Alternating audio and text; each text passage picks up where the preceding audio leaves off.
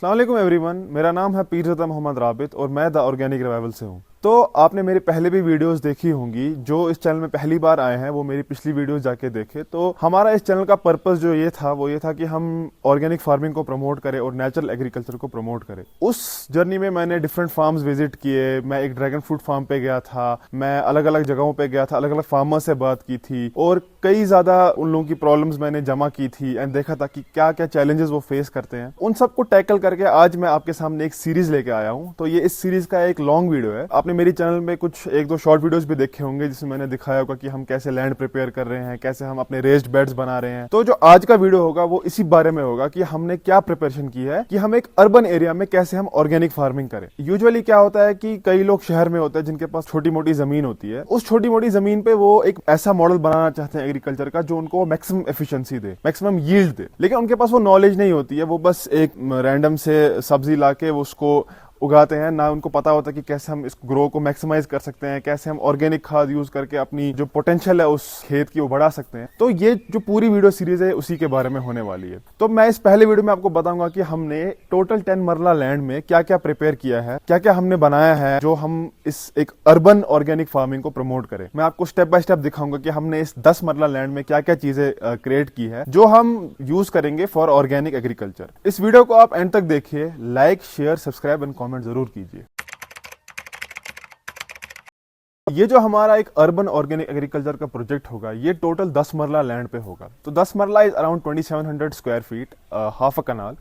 तो इस half a कनाल पे हम आपको डिफरेंट कंपोनेंट्स दिखाएंगे कि हमने यहाँ पे क्या क्या इंस्टॉल किया है, क्या क्या एसेंशियल है हमारा ऑर्गेनिक फार्मिंग के लिए। तो अभी ये क्योंकि प्रोजेक्ट कश्मीर, श्रीनगर कश्मीर से है एंड यहाँ का जो मौसम होता है काफ़ी ठंडा होता है विंटर में, बट देन जो गर्मियाँ होती है जो आपका जून जुलाई उसमें काफ़ी तेज़ धूप होती है एंड टेम्परेचर 35-36 तक भी जाता है। बट यहाँ के जो सबसे बड़ा एडवांटेज है, यहाँ का जो स्प्रिंग सीजन है और यहाँ का जो ऑटम सीजन है वो काफ़ी प्लेजेंट होता है और वो काफ़ी अच्छा होता है क्रॉप्स के लिए। करंटली हम अभी लास्ट वीक ऑफ फेब में हैं, तो अभी हमने कोई भी सीड प्लांट नहीं किया है। अभी हमारा सारा फोकस सिर्फ लैंड प्रिपरेशन पे है। हम आपको आने वाले वीडियोस में दिखाएंगे कि किस टाइम पे कौन से सीड प्लांट करने हैं एंड क्या क्या आप यूज कर सकते हैं। ये जो हमारा प्रोजेक्ट है इसके जो डिफरेंट कंपोनेंट्स है, नंबर 1 जो सबसे इंपॉर्टेंट है वो है आपका ग्रीन हाउस। तो एक ग्रीन हाउस, एक पॉली हाउस क्या करता है, आपको एक एक्सटर्नल हीट प्रोवाइड करता है सनलाइट ट्रैप करके। उसमें क्या होता है कि उसमें जो आपकी सीडलिंग्स है वो आप उसको एक रैपिड किक स्टार्ट दे सकते हो, उनको एक एडवांटेज दे सकते हो कि वो जल्दी जर्मिनेट हो जाए एंड जल्दी आपको वो सीडलिंग्स में कन्वर्ट हो जाए, जिसको फिर बाद में आप मिट्टी में ट्रांसप्लांट कर सकते हैं। तो ग्रीन हाउस इसका बहुत इंपॉर्टेंट है। तो यहाँ पे हमने लगभग 12 फीट बाय 30 फीट का एक ग्रीन हाउस लगाया है जो एक पूरा एनक्लोज ग्रीन हाउस है, जिसमें हमने एक शेड नेट भी लगाई है। तो वो शेड नेट हमने इसलिए लगाई है कि गर्मियों में काफ़ी ज़्यादा तेज़ धूप होती है एंड कभी कभी ग्रीन हाउस काफ़ी गुना ओवरहीट हो जाता है, तो उसको रोकने के लिए हमने एक शेड नेट भी लगाया है। अपार्ट फ्रॉम दैट हमने डिफरेंट रेस्ड बेड्स बनाए हैं। तो रेस्ड बेड्स हमारा क्या होता है कि वो एक डेफिनेट बाउंड्री देता है हमें, जिसमें हम ऑर्गेनिक वेजिटेबल्स या ऑर्गेनिक क्रॉप्स अलग अलग टाइप की चीज़ें उगा सकते हैं। एंड देन सबसे इंपॉर्टेंट चीज़ है जो हमारे यील्ड को मैक्सिमाइज करेगा वो है एक ट्रेलिस गार्डन।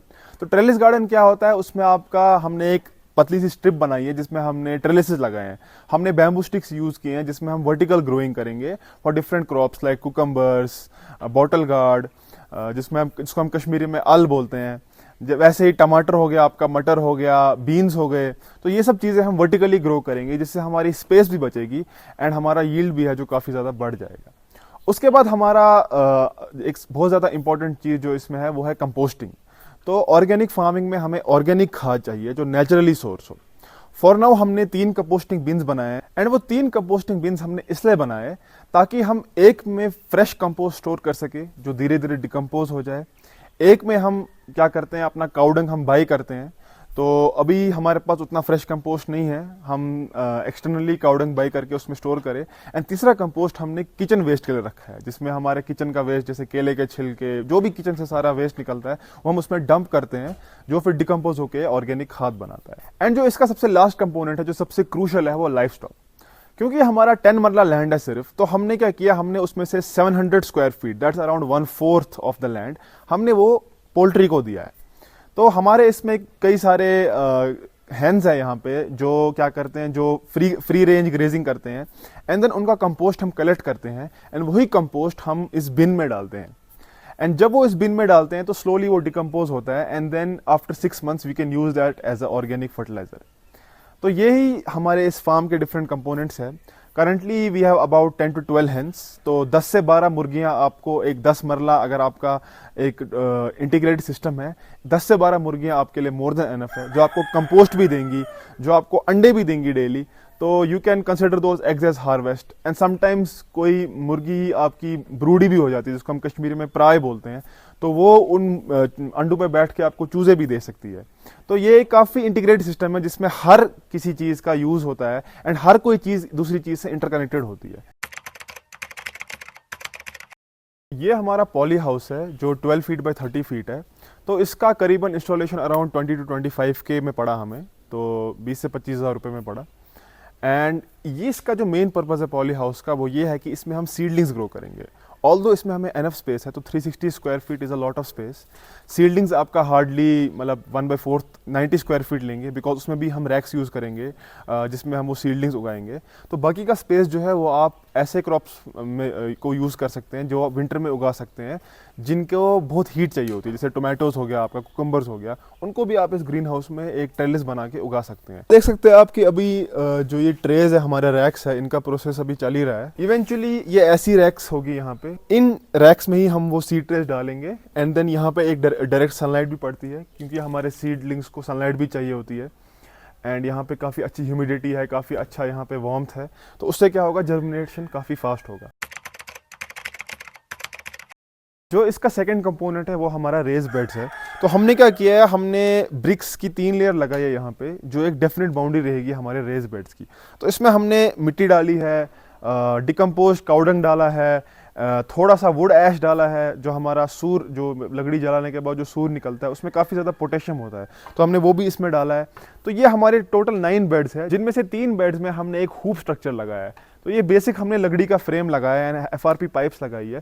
तो ये 3 बेड्स क्या होगा, उन क्रॉप्स के लिए बेनिफिशियल होगा जिनमें थोड़ी वार्मथ चाहिए, क्योंकि कश्मीर में क्या होता है, ठंड होती है काफ़ी। एंड बाकी जो 6 बेड्स हैं हमारे, वो नॉर्मल जो सीजनल क्रॉप्स कश्मीर में उगते हैं उनके लिए है। इन बेड्स की खासियत ये है कि इसमें जो हमारी सब्जी है, वो मतलब जो मिट्टी है सब्जी के लिए, वो स्पिल नहीं होगी नीचे, वो बिखरेगी नहीं, ये एक डेफिनेट बाउंड्री रहेगी। तो हमने इसमें थोड़ा खर्चा किया है, बट यू कैन यूज़, मतलब आप सिंपल लकड़ियों से भी एक फ्रेम बना के रख सकते हैं या सिंपल ब्रिक्स खड़ा करके रख सकते हैं।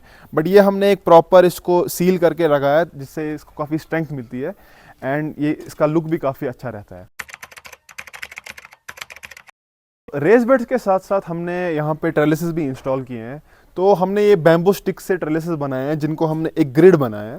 तो इसमें अपने क्रीपर्स, अपने क्लाइंबर्स, अपने ऐसे जो भी क्रॉप्स हैं जिनको सपोर्ट की ज़रूरत चाहिए होती है, तो हमने अलग अलग टाइप के ट्रेलिसेस उगाए हैं।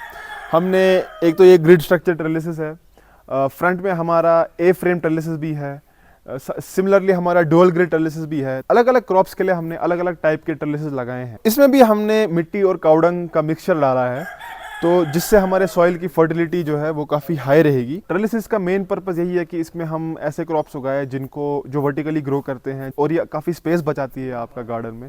आपको ये पर स्क्वायर फीट यील्ड काफ़ी ज़्यादा देती है and it's a very smart way, specially if you are from a urban area जहाँ पे लैंड काफ़ी कम है, तो आप ये वर्टिकल गार्डनिंग यूज़ करके अपना काफ़ी स्पेस बचा सकते हैं।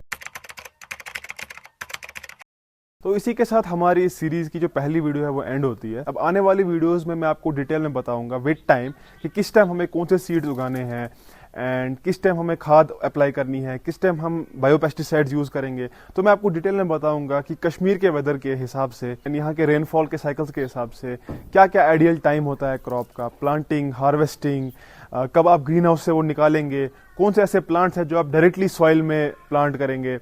तो ये डिफरेंट सारी चीज़ें मैं आपको बताऊंगा आने वाले वीडियोस में। तो आप इस चैनल को ज़रूर सब्सक्राइब करें, इसके साथ बने रहे, कोई भी नया अपडेट आएगा उसको फॉलो करें एंड मुझे सपोर्ट करें। Thank you so much, fee Aman Allah.